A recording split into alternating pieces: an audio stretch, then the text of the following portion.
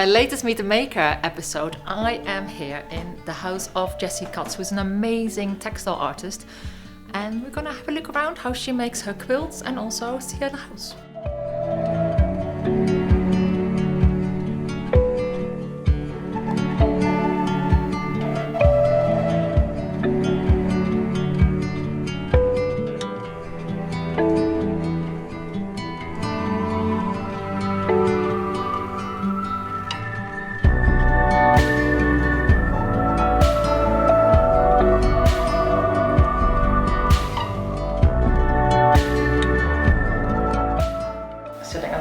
Kitchen table, gorgeous view. You haven't always lived here by the sea, have you?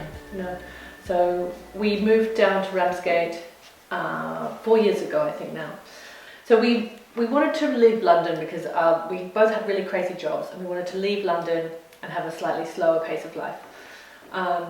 We tried living in Deal for a couple of weeks, and we found it a little sleepy, and my husband basically came here on a whim and came to the closest sandy beach, and he rang me all excited saying, there's a place that looks like the French Riviera, and there's a sandy beach and a nice cafe, and the houses are actually amazing. So we kind of just came and drove around, and we went, oh yeah, let's just move there. Yeah. So that's kind of how we ended up here, and we just wanted to try. We had 2 young kids, crazy corporate jobs, corporate-ish jobs, corporate design jobs, and we just thought we can't keep doing this, it's too much. So your life has changed quite a lot since you moved there. Yeah. Not only location, also you changed work. Yeah.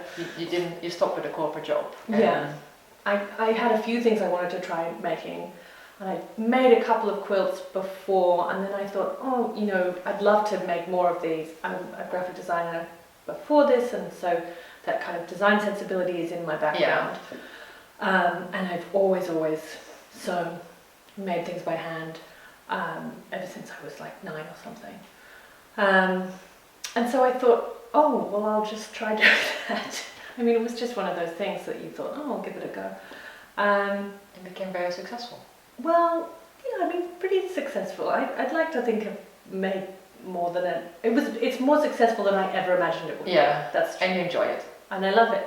And part of the reason that I wanted something like that was because the kids were so small, I can pick it up and put it down quite easily. Yeah. So it's not something that requires me to have my full attention for a whole day to get something done. I can pick it up and do half an hour, and I can put it down. And the kids were both home a couple of days a week, and I could work around them. So this last year and a half hasn't thrown you off with the kids home from school and... No, that has actually thrown me off because they had to be like properly homeschooled. Yeah. Because by then now they've been at school. Yeah. And so the last year and a half has been quite tricky actually. I kind of basically stopped doing very much. I had a day a week that I would work, or in the evenings. So your quilts are mainly made from vintage fabrics, or is it fabrics you buy locally, or do you... So I have a mix. I'm not so much vintage fabrics, but I use a lot of offcuts from, so I have a real mix of places I get my fabrics from. I really love to get them from, we, as you know, has to have the best haberdashery in the world. We do indeed. Yeah. So the haberdashery local to us has an amazing array of dead stock. So I really love to use that because I know it's... And dead stock is fabric that's not being sold anymore, and they buy it up. Yeah, at the end, it's like end of line, so a designer will be like, I've ordered too much of this fabric, and they pass it on. But I upcycle lots of stuff, so, you know, I just recently cut up a linen dress that I made 7 years ago. It doesn't fit me anymore, and I needed some black linen, and I was about to order something, and I was like, oh, I know there's a linen dress in my cupboard somewhere that I don't wear anymore. It was in the charity shop pile, and then I thought, oh, I'll use that. So that's a great way of reusing your fabrics. Yeah. And I find stuff in charity shops that maybe needs to get upcycled. I have a friend I've made on Instagram who makes really beautiful pajamas, and she sent me a huge big bunch of her offcuts. So, you know, I get it from all sorts of places, and offcuts from my own dressmaking, and then I just also make sure if I have a commission and someone wants a special fabric, I save like every tiny scrap, and I go in the scrap basket, and when I have a certain thing, I'm like, oh, I'm making a pink quilt, I'll go rummaging through and find all the pieces that are pink, and then you know, I'm like using teeny tiny pieces.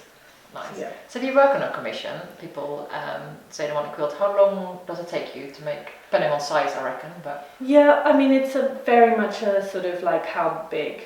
So from like a baby size quilt, which is usually around 60 or 70 by 90 centimeters, something like that. I mean, I don't work on them continuously. I've never timed them because the hand stitching takes so long. But I allow 4 weeks. I'll be working on 2 or 3 things at the same time. so it's definitely a slow craft. It's a slow craft. I mean, my longest going commission was a woman in America asked me to make her a 2.5 by 3 meter quilt for her bed. Wow. And it took me 7 months. Yeah. That was including a sort of 3 months of the kids at home pandemic time. Yeah. But you just can't work. Also, I find it quite hard to work on one thing and only one thing. Yeah. Because it's so much handwork and so much. Yeah. And those big quilts do take a load of extra time because you literally have to unfold this like giant thing. So those take a lot of extra time. And I do a lot of my, like all the hand stitching I do. I mean, I do a little bit in the afternoons, maybe when the kids are at home from school or something. Yeah. And like they'll sit here and do their, whatever they're doing. Yeah. And I usually sit over in the corner. Nice. Then have to make 50 snacks, but also try and get a little bit of hand stitching done. And I do that in front of the TV, so it's sort of like, it just gets done. Quilts, we said it's a slow craft. Yeah. Are you into the whole slow living movement too? Especially now you moved here to the sea. I definitely think without being overtly into that, I definitely am. We bake our own bread. Like, you make your own clothes. I make my own clothes. We try and fix things. Yeah. We've got a very old house that we are very slowly renovated. So without overtly being in that, but we do have we do things quite slowly. And for someone who's quite impatient, I'm often surprised that we do that. And that's how I do stuff. But, And you think that's something that happened in this house, living by the sea, seeing the sea, instead of living in London? Yeah, I mean, living here has completely changed our lives. I think I kind of don't talk about it too much because it seems so cliche, but it really, really has changed the way we do everything. Yeah. We don't rush around it so much, and I think especially the last 2 years. And now it feels like, do I have to go and do something? You mentioned the house before. You're doing up a house. You bought this beautiful Georgian house. You're doing up. You and your husband doing it up. The proper way, I heard you say before. The slow way, the proper way. You started an Instagram account, sort of documenting that's going to be really successful. Yeah, that was a bit of a surprise, I think. I started it just when we moved in, and before we had all our stuff in here, I started taking a few photos, and I thought, maybe I'll just like start a separate Instagram account. Yeah. And my friends and family who live far away, basically, to see what we were up to. I'm like super surprised that so many people have liked it. But there you go. There's no surprises on the internet. Hey, I will link all the details of Jessie's work and the house below, so you guys can see it as well. But I'm mainly intrigued by how you decorating house, because most of your finds are vintage finds. Yeah. Thrifted or vintage, or do you spend evenings just looking online? I mean, I'd say that is another one of my hobbies. It's like looking at carpets on eBay, But we haven't got a huge budget. We've got we've got to stick to it. Yeah. When we moved in, it's a much bigger house than our house that we had in London, like 3 times the size of our house in London. Yeah. And all of our furniture looked ridiculous when we moved in. It was so tiny, and it looked like dolls were living inside the house.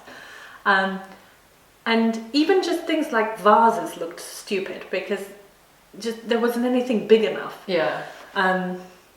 Anyway, the charity shops around here are amazing. There's great antique fairs, there's great boot fairs. Yeah. And I mean, I would much prefer to buy something vintage with a story, with more personality and more history, than buying anything new. Do you have any tips for people shopping? Go often. Go often. Look on Facebook Marketplace. Facebook Marketplace, I think, is undervalued for like finding amazing stuff. We've found so much great stuff on Facebook Marketplace. And do you just look locally, or do you also go further afield and just use couriers? No, I haven't really. I mostly get stuff locally, or at least, you know, like an hour drive away. We've obviously had a few disasters, but nothing too terrible. I mean, buying a cooker that was electric and not gas, I would say was, and the guy didn't.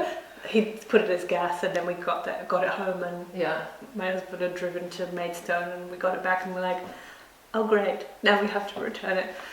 So that was a bit of a disaster, but for the most part, I think, you know, going often. I think that's the biggest thing, is going and just buying stuff that you like. I think is the other thing, and always rummaging through the artwork. Because I've found amazing pieces of artwork. For like £2. Wow. Like beautiful oil paintings that were £2. And I go to every charity shop that I walk past. I'm always like, I'm just gonna pop in here, in any town that we go to. So, you know, that would be my tip. This one was £5 from one of our charity shops, and people have gone completely crazy for it. It is from cashmere. I since found out it's a cashmere